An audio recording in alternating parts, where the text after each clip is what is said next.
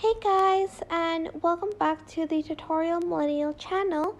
In this video, I'll be showing you guys how you can interact on Twitter, like how you can interact with accounts on Twitter. Well, basically interact with tweets, that's what I mean.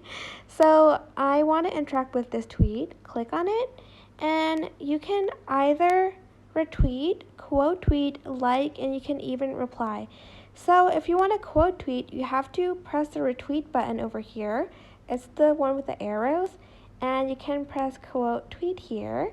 And for instance, you're just like laughing, just going to there, and then press tweet. That is a quote tweet. And to retweet, you're just going to again click on that button and press retweet. To like, you are just going to press this heart button and then it'll like the tweet. And to tweet your reply, just click on tweet your reply and then press reply, and you can see your reply here. But that is basically how you can interact with tweets. I hope this tutorial was helpful for you guys.